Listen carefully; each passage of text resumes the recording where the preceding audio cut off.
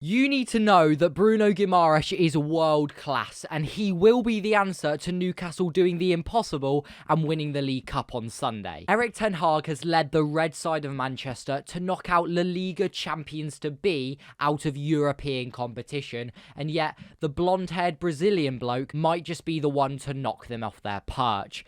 But not in the way that you might think. I want to break this video down into 3 parts. 1, what Bruno actually brings to Newcastle. 2, how he fared up against Man United earlier on in the season. And 3, how things are going to play out at Wembley. And if you're a Man United fan, don't leave, because Erik ten Hag might already have the answer. And I'm going to tell you it with none of the qualification, yet all of the conviction of a genuine sports pundit. Why do we have to listen to that garbage? It's just utter nonsense what he's talking about. First, we need to add context into what Bruno Guimaraes actually is on a football pitch, not spiritually. Bruno likes to sit in the centre of the park and is the clockwork to that Newcastle team and is what they have missed in recent weeks, hence their dip in form. There is often a myth of what type of player Bruno is. He's often compared to the likes of Odegaard and De Bruyne, and although he possesses some very similar ability to those two players, he operates in a very different part of the pitch. I like to think of Bruno Guimaraes as a swinger.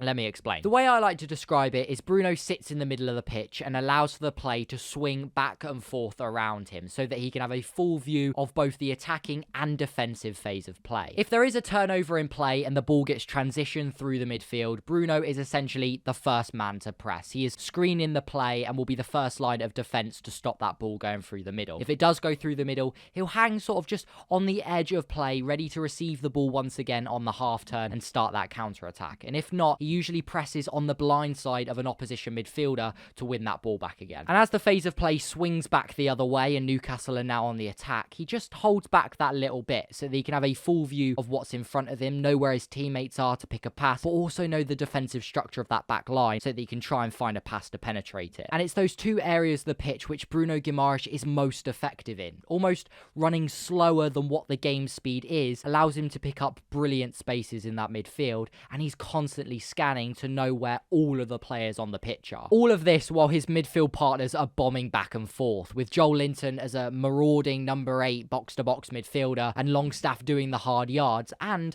at times forming a double pivot with Bruno, which is something you're going to have to remember for later. To wrap up Bruno in a nutshell, he has immense ability in tight spaces, brilliant vision and excellent passing range, and is the glue between Newcastle's defence and attack. All of these things are brilliant, but how exactly did he fare versus United earlier on in the season? When Newcastle travelled to Old Trafford, they were amongst amazing form, just coming off the back of scoring 9 past Brentford and Fulham, which looks more and more impressive by the day, and in the weeks after, getting really impressive results versus Tottenham, Villa and Chelsea. Newcastle were in red-hot form, but when they travelled to Manchester, it all fell a little flat. They put in their usual sturdy defensive performance, but could barely threaten United's goal, with only 9 shots and only 2 of them on target. It almost felt a little bit like what we've been seeing from Newcastle in recent weeks. They just couldn't play their usual game, but this time Bruno Guimaraes was on the pitch. So what exactly went wrong? It's Bruno Guimaraes. I've been saying Bruno Guimaraes.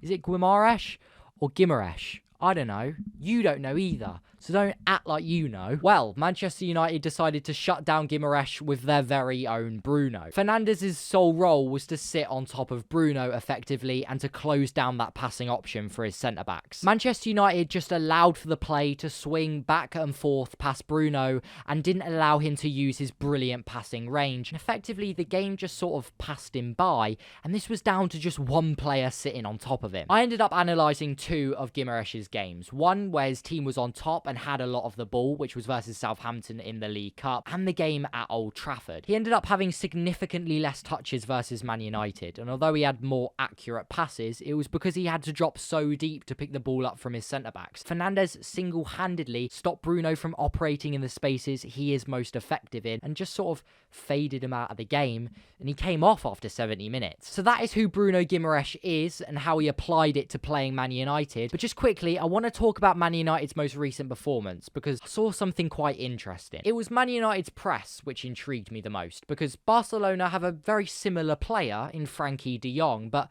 Fred was placed right on top of the Dutchman to stop him from getting on the ball whatsoever. It was very similar to what Fred did to De Bruyne. It's very similar to what Fernandes did to Bruno. Ten Hag loves going man-to-man to the most dangerous midfielder on the pitch. But when Barcelona tried to play out from the back, it wasn't just Fred pressing. That would be cruel. But Fernandes stepped in on Busquets, Casemiro stepped in on Kessie, and all of a sudden, Barcelona really struggled to transition the ball through the midfield. And this is a very scary sign for Newcastle. Not only has Fernandes proved that he can shut Guimaraes out of a game, but now United can take that one step further with Casemiro and Fred pushed really tightly onto Joel Linton and Longstaff, and all of a sudden it becomes suicide for Newcastle to try and play through the midfield, and the only option is to send that ball long. However, there is an answer. Do you remember the occasional double pivot that Longstaff likes to drop into with Bruno? That is the answer for Newcastle winning this game. This is going to take a little bit of explaining, but just bear with me. Someone is going to be given the responsibility to stop Kieran Trippier from progressing up the pitch as much, because he likes to get forward. So all of a sudden, there's a little bit of room for Almiron to play with. So if Longstaff does drop slightly deeper into that double pivot, I would assume that Casemiro, if he's pressing him, doesn't follow him all the way, because no offence, but Longstaff isn't the most technically gifted of midfielders. So you probably allow him to operate in that part of the pitch, which is slightly deeper. So if he takes up that position from Bruno and Bruno instead drifts over to the left-hand side a little bit more alongside Joel Linton, all of a sudden Newcastle have an overload on the left-hand side. Burn, Bruno, Joel Linton and Gordon. And Bruno is so good in tight spaces, immense under pressure, brilliant passing range and vision. The switch is on. Like, Longstaff is free, Almiron is free on that right-hand side. We've already seen that Eddie Howe likes to take things from Jurgen Klopp's Liverpool at times with the passing triangles, that relationship from Trippier and Almiron. Liverpool love an overload and a switch, and Newcastle have a brilliant opportunity to do exactly that at Wembley. And if this pulls off, if Longstaff drops deep, Bruno drifts to the left, creates the left-hand side overload, and switches the ball, Almiron will be running in on goal at Wembley, and Almiron will win Newcastle the League Cup.